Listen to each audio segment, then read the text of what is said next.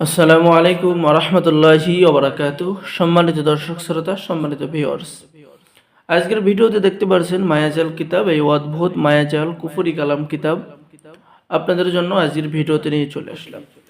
সম্মানিত দর্শক শ্রোতা, এই কিতাবটি সংরক্ষণ করা হয়েছে ভারতের ত্রিপুরা, আসাম থেকে।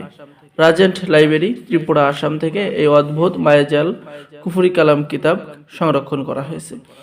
আপনারা এই কিতাবের মধ্যে বশীকরণ, বিচ্ছেদ, জাদু, বান, শত্রু দমন, অসাধ্যকে সাধন করার যে সমস্ত তদবিরগুলো, যে সমস্ত দোয়াগুলো রয়েছে, সেই সমস্ত দোয়া পেয়ে যাবেন। সম্মানিত দর্শক শ্রোতা, কিতাবের শুরুতেই আপনারা সূচিপত্র পেয়ে যাবেন, কত নম্বর পৃষ্ঠায় কি কি কাজ রয়েছে, বিস্তারিত আলোচনা।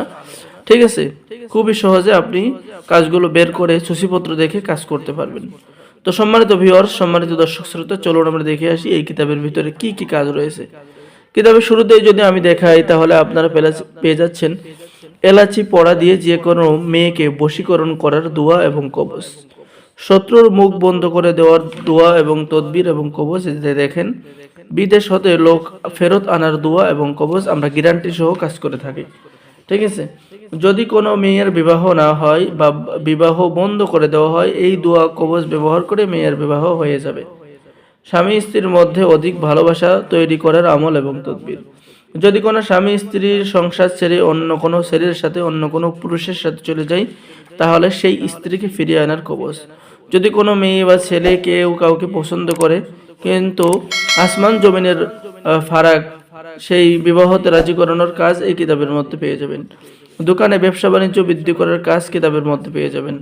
যদি কোনো মহিলা সন্তান না হয়, তাহলে সেই মহিলার সন্তান হওয়ার কাজ কিন্তু এই কিতাবের মধ্যে পেয়ে যাবেন।